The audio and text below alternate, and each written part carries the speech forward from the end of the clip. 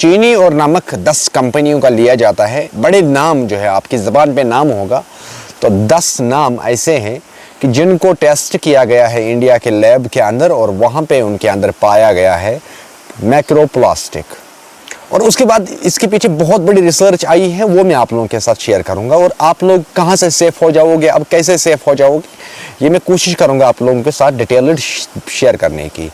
तो मैं किसी कंपनी का नाम नहीं लूँगा यहाँ पे जिनके अंदर पाया गया है मैक्रोप्लास्टिक, और कितना मकदार में पाया गया है वो भी मैं बताऊँगा। इंडिया के अंदर होता क्या है कि 10 एक NGO है, ऑर्गेनाइजेशन है जो गवर्नमेंट के बाहर है, उसने क्या किया है कि 10 सैंपल उठाया मार्केट से 10 ब्रांडों का, नमक का भी और शुगर का भी। और उसके अंदर से जब उसने टेस्ट किया तो टेस्ट करने के बाद उसमें पाया गया अच्छे खासे तादाद में मैक्रोप्लास्टिक। अब ये मैक्रोप्लास्टिक होता क्या है, एक आम इंसान को ये भी समझना है। मैक्रोप्लास्टिक समझ लो एक प्लास्टिक का दाना होता है, प्लास्टिक का दाना है। और उस प्लास्टिक के दाने को कितना बड़ा है वो दाना, वो आप आंखों से नहीं देख सकते हो, आंखों से आप नहीं देख सकते हो, पानी में डाल के आप नहीं देख सकते हो। उसके लिए आप लोगों को चाहिए चेक करने के लिए मैक्रो टेलीस्कोप जो लैब के अंदर होता है। तो मैक्रो टेलीस्कोप के अंदर अगर आप लोग उसको टेस्ट करोगे तो आप लोगों को अच्छा खासा कंटेंट के अंदर उस चीज़ के अंदर मिल जाएगा। लेकिन कितना कंटेंट मिला है, 10 कंपनी में से 9 कंपनी को निकला ये प्लास्टिक। ये निकला है हर 10 ग्राम में से ग्राम के आसपास मैक्रोप्लास्टिक निकला है। इस शुगर के अंदर से सिर्फ उन लोगों ने 10 ग्राम का टेस्ट किया था, 10 ग्राम में से 1 ग्राम निकला मैक्रोप्लास्टिक।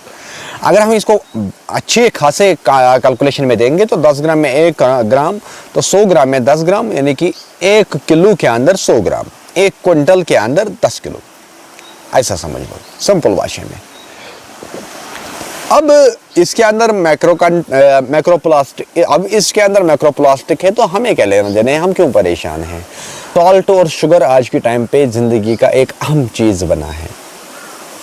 आज हम उस दौर में गुजर रहे हैं जहाँ पे हमें टेबल सॉल्ट के बगैर कुछ भी नहीं चाहिए। टेबल सॉल्ट मतलब पिसा हुआ सॉल्ट। उसमें जब रिसर्च किया गया है तो पता चला कि जब इसके अंदर आयोडाइज मिक्सड किया जाता है, आयोडीन आप लोगों को पता होगा, आयोडीन बहुत सारे कंपनियां कहती हैं कि हमारे नमक में आयोडीन है, शुगर में आयोडीन है।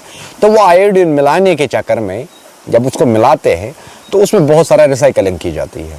तो पता चला कि कंपनियों के अंदर जो रिसाइकलिंग किया जा रहा है तो उसके दौरान ही इसके अंदर मैक्रोप्लास्टिक का मकदार यूज़ किया जाता है अनजाने में। कंपनी वाले भी अवेयर नहीं थे इस मामले को लेके। होता क्या है कि अगर आप लोगों ने देखा होगा शुगर की पैकिंग जो है वो प्लास्टिक की होती है। अगर आप लोगों को पता होगा कि शुगर की बड़ी पैक जो आते हैं वो भी आजकल प्लास्टिक की आती है, नमक की अग होती है तो प्लास्टिक की आती है। तो फिर जब चेक किया गया तो पता चला कि अच्छे खासे मकदार के अंदर कंपनियों के अंदर भी प्लास्टिक मौजूद है। और वो मैक्रोप्लास्टिक का दाना इतना पतला है कि 5 mm के आसपास आप लोगों को वो उसके अंदर मिल जाएगा। लेकिन 5 mm का इतना पतला आप उसको जल्दी से जांच नहीं सकते हो। इसलिए अब आप लोगों को क्या करना है कि इस मैक्रोप्लास्टिक की वजह से इंडिया के अंदर कैंसर के अंदर बहुत ज़्यादा इजाफा देखने को मिला है। वो कैंसर एक होता है चेस्ट कैंसर, चिन कैंसर, लंग्स कैंसर, बाकी चीज़ें होते हैं, अल्लाह ना करे किसी को हो जाए। लेकिन जो किडनी फेलियर जो है वो ज़्यादातर इन चीज़ों के अंदर से हो रहा है। और वो किडनी फेलियर जो मैक्सिमम लोगों के अंदर जब पाया जाता है तो लास्ट स्टेज होती है कैंसर की, वो इस चीज़ से पैदा हो जाता है मैक्रोप्लास्टिक के अंदर से। अगर आप लोगों को याद होगा एक दिन मैंने वीडियो बनाया था, मैंने उसको आप लोगों को कहा था कि प्लास्टिक टैंक के अंदर से आप लोगों को मैक्रोप्लास्टिक निकल जाएगा, पीपीआर पाइपों के अंदर से मैक्रोप्लास्टिक निकल जाएगा। तो इसलिए मेरा कहने का है आप लोगों को आज के टाइम पे ये रिसर्च आई है इंटरनेशनल लेवल की। तब भी मैंने आप लोगों को मैक्रोप्लास्टिक की कहानी सुनाई थी लेकिन आप लोगों ने शायद उसको इंटरेस्ट नहीं दिया। मगर आज आप लोगों को जो ये कहानी है ना, ये आप लोगों के घर के रिलेटेड है। अब आप लोग परेशान हो जाओगे कि अब कौन सा ब्रांड यूज़ करेंगे, क्या करेंगे। ब्रांड तो फिलहाल मैं कुछ नहीं कह सकता हूँ नमक और शुगर के लिहाज से। हाँ, एक चीज़ कह सकता हूँ मैं आप लोगों के लिए, जल्दी मैं एक ऐसा अल्टरनेट दूंगा मार्केट के अंदर से PPR के रिलेटेड, जो आप लोगों को 100% एंटी माइक्रोबियल प्रोडक्ट देगा। एंटी माइक्रोबियल होगा क्या कि PPR की पाइप जो है उसके अंदर वाला लेयर जो है वो प्रॉपर एंटी माइक्रोबियल प्लास्टिक की बनी हुई होना चाहिए, ताकि उसके अंदर से जो हम गर्म पानी रन कराएंगे तो उसके अंदर से हम आगे माइक्रोप्लास्टिक कंटेंट उसके अंदर मिक्स नहीं होगा। तो मेरी कोशिश रहेगी हमेशा आप लोगों के साथ अच्छी कहानियाँ शेयर करने की, अच्छी इन्फॉर्मेशन शेयर करने की, और आप लोगों को अपना ख्याल रखना होगा।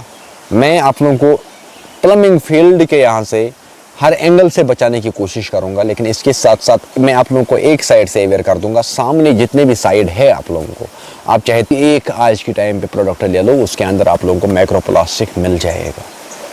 इसलिए कोशिश करो, अगर आपके घर के अंदर एग्रीकल्चर लैंड है तो उसके अंदर एग्रीकल्चर बनाने की कोशिश करो, उसके अंदर अपना ऑर्गेनिक सब्ज़ी बनाने की कोशिश करो और सब्ज़ी ही खाने की कोशिश करो। उसमें फिर नमक के अंदर ऑल्टरनेटिव्स हमारे पास बहुत सारे हैं, हम चेंज कर सकते हैं, कोई ना कोई नमक हम ले सकते हैं जिसमें हम ये माइक्रोप्लास्टिक कंटेंट कम देखने को मिलेंगे। तो ये खास इन्फॉर्मेशन है। बाकी आप लोगों को अपनी मर्ज़ी है, आप लोग इसके ऊपर रिसर्च कर सकते हो, कंपनी का नाम आप लोगों को सामने आएगा। मिलते हैं नेक्स्ट में।